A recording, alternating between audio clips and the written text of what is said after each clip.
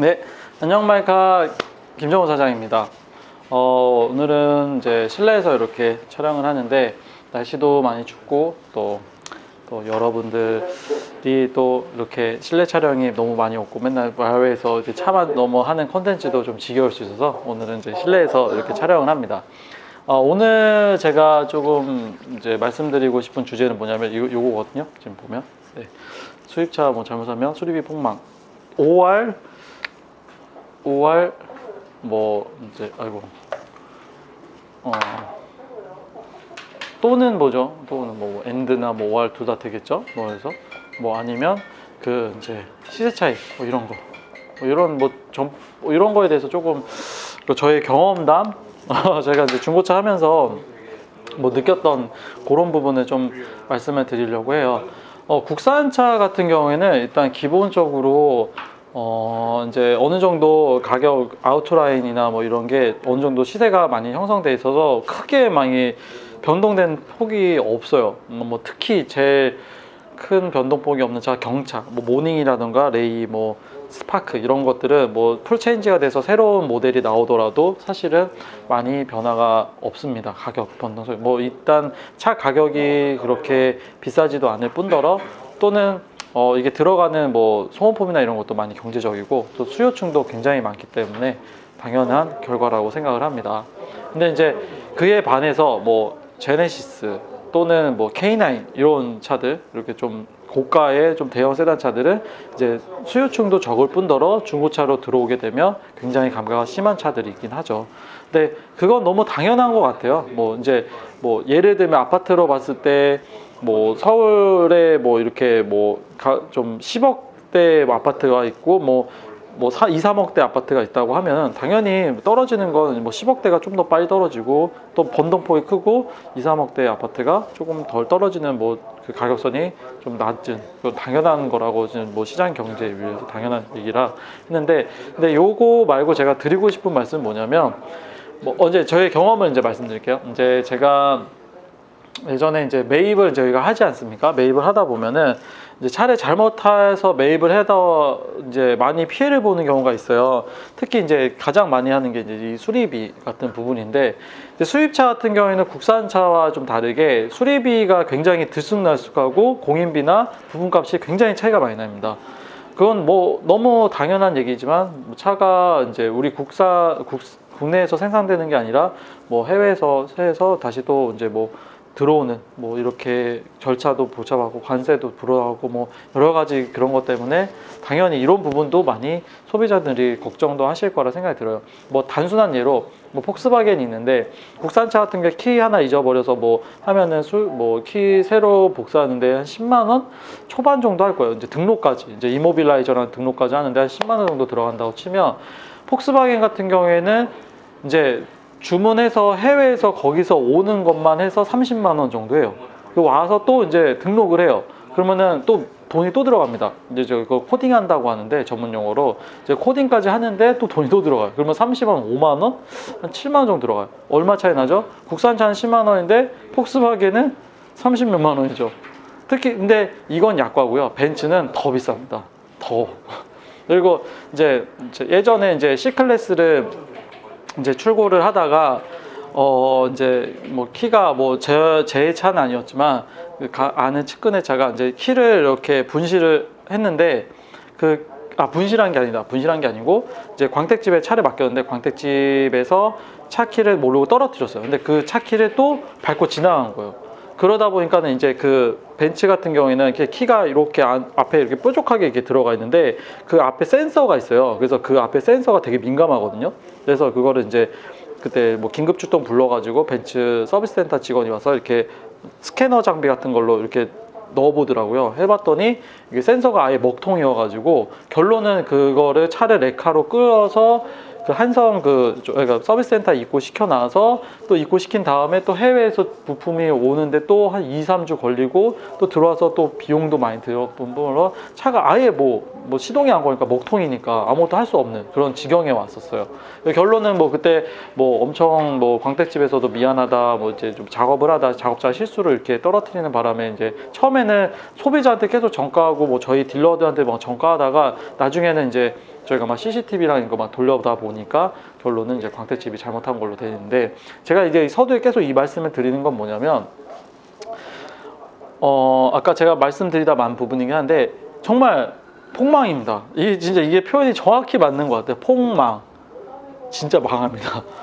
그러니까 C클래스를 제가 매입을 해왔죠. 그때 분당에서 그 차를 매입을 해왔는데 시세는 대략 한 1800에서 1900 정도로 봤어요, 제가. 근데 매입은 1500에 해왔어요. 그러면은 뭐 되게 싸게 해온 거네요? 아닙니다. 제가 1500에 매입을 해왔는데 그게 이제 약간 범버하고 그릴하고 이런 부분이 이제 고치 수리비까지 감안해서 이제 유리창도 깨져 있었고 또 뭐 여러 가지 뭐 좀 문제가 됐던 부분이 있어서 그걸 제가 수리를 했었어야 돼요. 그래서 뭐 랩핑이 있던 것도 다 벗겨냈어야 되고, 그러니까 이런 작업 비용이 대략 제가 계산을 해봤을 때 한 100만 원 정도 들 것 같더라고요. 자, 그럼 얼마 잘 계산 한번 해볼까요? 제가 이 차를 시세를 C클래스인데 C클래스를 제가 이게 11년식에 이제 키로수도 뭐 한 그때 7, 8만인가 이 정도 뛰었고 디젤이었어요. 그래서 제가 이거를 1800에서 뭐 한 1900 정도 판매를 그 당시에 되지 않을까 싶어서 이거를 1500에 매입을 해왔어요. 그리고 수리비는 제가 대략적으로 그릴을 바꾸고 랩핑을 벗겨내고 그 다음에 그때 라이트 전구가 좀 수명이 다해서 아시죠? HID는 이제 수명이 다하게 되면은 원래 그 흰빛에서 푸른빛으로 바뀝니다. 이게 모르시는 분들 있으면 참고하세요. 푸른빛으로 바뀌면 곧 이제 나갈 상태가 된 거예요. 그러면 교체. 그래서 저도 알고 있었기 때문에 이거 그다음에 또 뭐 있더라? 범버가 유격이 있어가지고 유격까지. 요걸로 해가지고 제가 대략적으로 계산을 해봤을 때 이거 랩핑 벗기는데 한 15에서 20만 원, 그 다음에 그릴 이거 주문해갖고 하는데 한 20만 원, 그 다음에 라이트 전구가 한 15에서 20만 원, 그 다음에 범버 유격에서 뗐다 탈부착 요것만 하는데 한 15에서 많으면 30만 원 대충. 그래서 요거 토탈해서 제가 100만 원 정도로 생각을 했어요. 자, 그러면 제가 이거를 1600이 들어갔겠죠? 근데 여기에서 이것만 끝나느냐? 그렇지 않죠.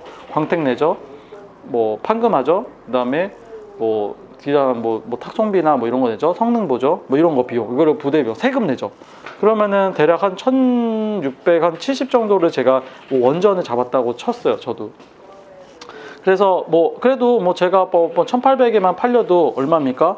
대충 한 230만 원 정도, 뭐 1900에 나왔으면은 한 330만 원 정도 제가 차익을 가져갈 수 있었기 때문에 뭐 이런 것 저런 거 다 빼고 뭐 이거 1700이라고 한다고 쳐도 그 정도는 제가 뭐 100만 원에서 200만 원 정도는 제가 갭을 가져가니까 굉장히 기뻤단 말이에요.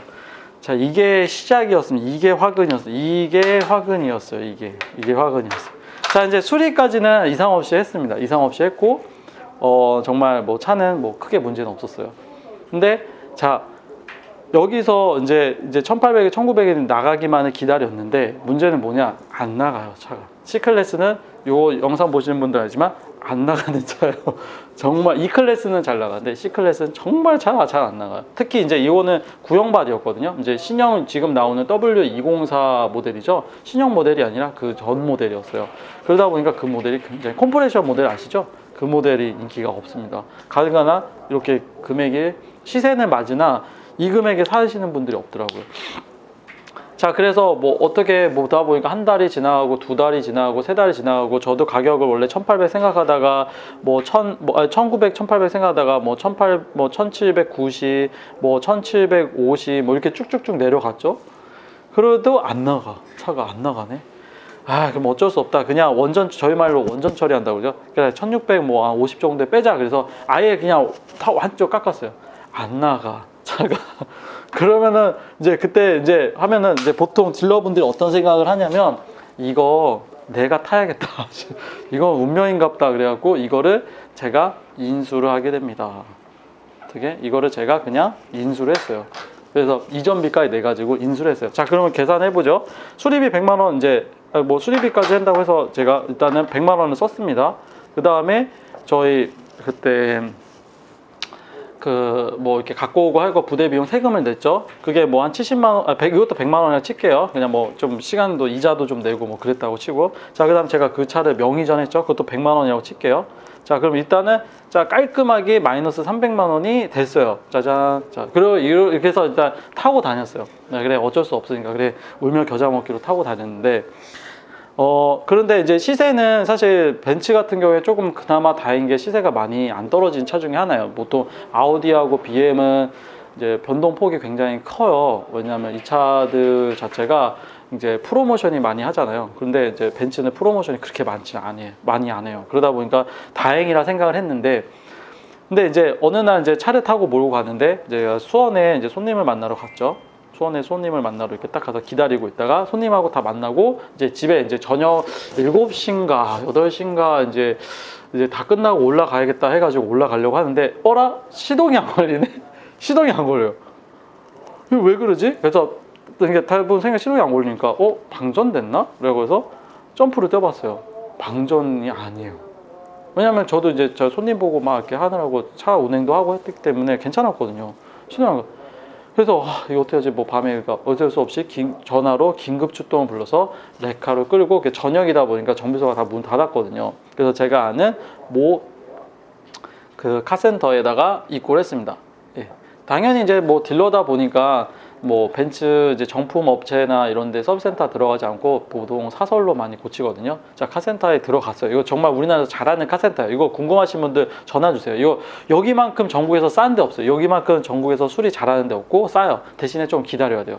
어쨌든 많이 기다리진 않아요. 그렇다고 해서 가서 물어보니까 이게 뭐가 나갔냐? 배터리가 나간 게 아니고요. 이 차가 이제 스타팅 모터라고 해서 이제 이렇게 돌려준, 우리는 뭐 세루 모터라고 뭐 이렇게 하기도 하는데 스타팅 모터가 나갔어요. 그래서 깔끔하게 얼마를 해서 고쳤냐? 50만 원에 고쳤습니다. 네, 마이너스 50이 됐죠. 자, 그래서 그래 그렇다 치고 그냥 탔어요. 뭐 타고 이렇게 했는데 뭐 그러다가 뭐 중간에 뭐 다른 분들이 산다 안 산다 뭐 이러기도 하고 하니까 어차피 저는 이미 벌써 마이너스를 안고 벌써 300만 원 마이너스 안고 350만 원이죠. 350만 원 마이너스를 안고 가니까 그래 그냥 마이너스 뭐 한 300만 원 보고 그냥 팔자 이렇게 생각을 했습니다. 뭐 제가 그렇다고 해서 돈이 엄청 많거나 그런 것도 아니었어요. 그냥 차가 안 팔리고 하다 보니까 이렇게 된 거예요.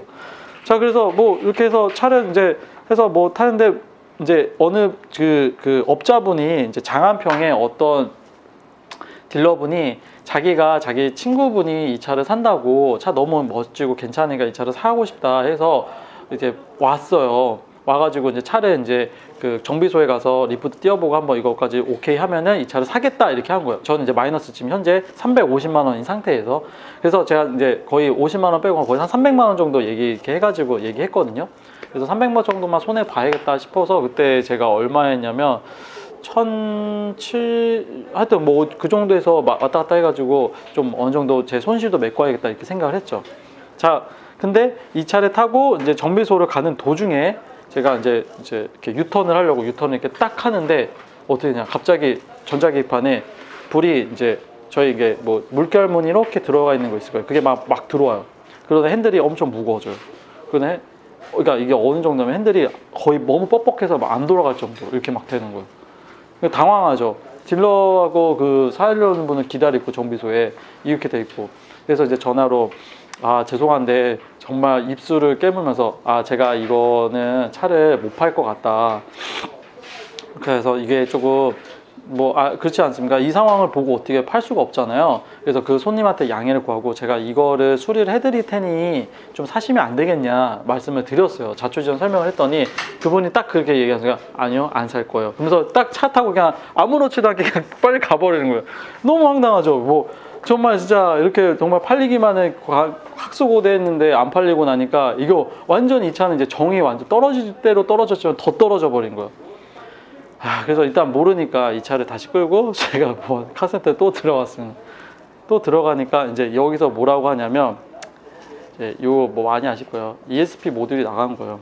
이제 차세 제어 장치죠. ESP 모듈이 탁 나가버려. 이거 제가 어떻게 알아요? 이게 나갈지 안 나갈지 제가 어떻게 알아요? 그렇다고 해서 제가 막 뭐 제 주변에 참 증인들은 없지만 저 아시는 분들 그렇게 차를 험하게 타는 사람이 아닙니다.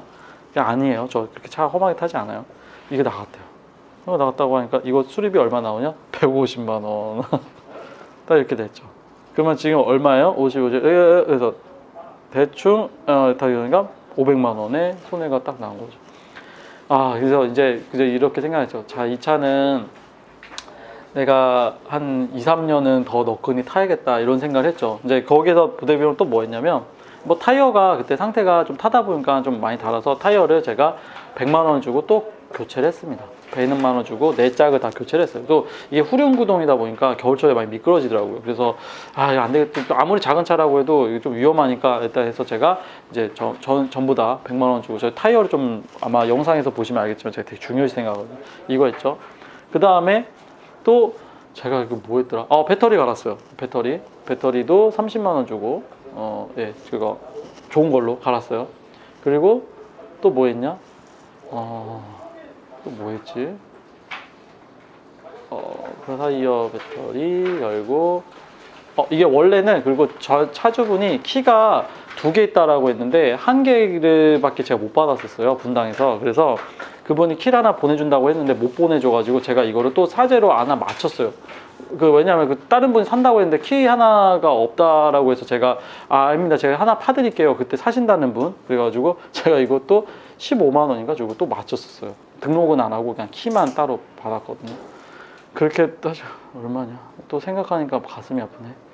1600에 670, 하여튼 얼추 600 하여튼 뭐 이런 거, 뭐 타이어 이런 거야, 엔진오일하고 제가 또 엔진오일, 또 생각났네요. 제가 또 이거 큰 건이 하나 있습니다. 이렇게 타다가 무슨 일이 또 일어났냐면, 진짜 참 어떻게 인연이 안 될 거였는지 모르겠는데, 이 차가 타다가, 이 차가 저도 안 사시냐, 벤츠 C클래스, 이게 돌돌공 모델이거든요. 돌돌공 모델이 부동액이 잘 터집니다. 부동액이 터져버렸어요. 그래서 이 부동액을 터진 거를 또 이 카센터 가고 수리를 했죠. 이것도 얼마냐? 부동액은 이제 그 부동액 해서 라인이 있어요. 요게 이제 뭐 잘 계속 부족하다, 계속 경고등이 들어오고 계속 보충을 해도 안 되고 막 하기 때문에 나중에 알고 보니까 거기 밑에 밑에 쪽에 완전 흥건하게 다 젖어 있더라고요. 그래서 그거를 싹 다 청소하면서 그거를 다 해가지고 교체를 했습니다. 그게 이제 한 100만 원 정도 또 들어갔어요. 100만 원 정도. 그 다음에 맨 마지막에 피날레를 하나 했던 게 또 뭐, 마지막이 저거였을 거예요. 그거 하면서 라이트가 아까 전구가 제가 안 된다고 했잖아요. 여기가 이제 HID 같은 경우에 2가지 기능이 들어가거든요. 이제 오토 레벨링하고 액티브가 들어가요. 근데 이게 오토 레벨링은 되는데, 오토 레벨링이 이제 라이트가 이렇게 위로 올라갔다 내려오는 거, 액티브가 이제 핸들 방향에 따라 이렇게 하는 거예요. 근데 그게 우측 액티브가 안 됐었어요. 그게 이제 밑에 HID 밑에 보면은 단자가 이렇게 있어요. 그게 있는데 그게 망가졌었거든요. 그래서 그게 좀 뭐 단선이 됐는지 뭐 어쩐지 모르는데, 그거를 제가 장안평에 가가지고 어떻게 어렵게 해가지고 그거를 제가 45만 원, 40만 원 정도 해가지고 그때 고쳤던 게 또 있었습니다. 왜냐면 액티브가 안 되니까. 라이트는 전구 나왔었는데 이게 안 됐었거든요. 그러면은 제가 계산해 볼까요? 이게 칠판이 부족하네.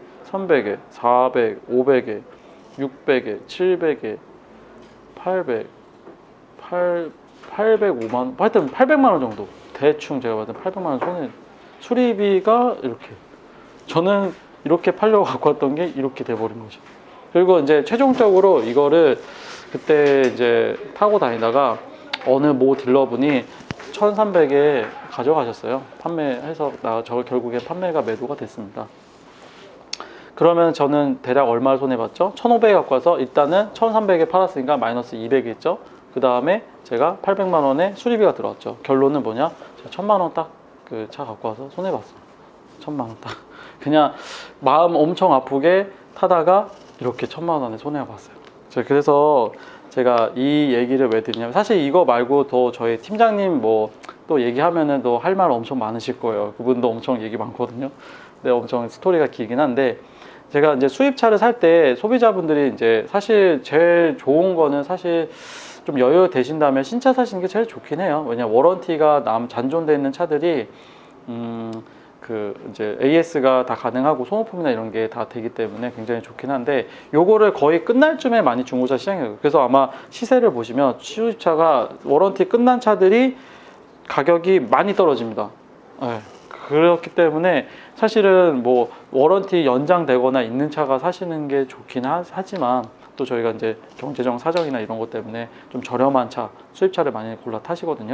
그래서 사실 때 꼭 수입차 같은 경우에는 정말 잘못 사시면 이렇게 수리비가 폭망될 수 있어요. 아마 이거 영상 보시는 분들 중에 공감 가시는 분들 굉장히 많으실걸요.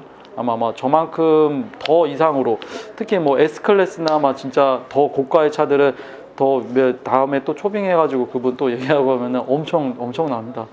그런데 제가 겪었던 정말 실제 상황이었기 때문에 제가 딱 이렇게 해가지고 1,000만 원 정도 손해를 봤던 기억이 나네요. 그래서 요 주제로 해가지고 소비자분들한테 이제 제가 드리고 싶은 말씀은 뭐냐면, 이제 꼭 수입차를 꼭 물론 타시는 게 좋다면 어쩔 수 없지만 저는 그냥 국산차도 되게 요즘엔 좋다고 생각하거든요. 그래서 수입차 어중간하다라는 표현이 맞는지 모르겠는데, 조금 이렇게 봤을 때 너무 싸다, 이 차가 또 시세에 비해서 너무 싸다, 이거 업자들이 다 알아요. 이 차 수리비 들어갈 거 알거든요. 그래서 싸게 파는 거예요. 그래서 그런 차들 너무 골라하지 마시고 차라리 시세대로 맞는데 정말 관리 상태 좋은 차, 그러니까 저처럼 이렇게, 저는 C클래스를 너무 잘 알아요. 제 뼛속까지 하도 겪어봤기 때문에 이 차 너무 잘 알아요. 그래서 시동만 소리만 들어봐도 잘 알 것 같아요.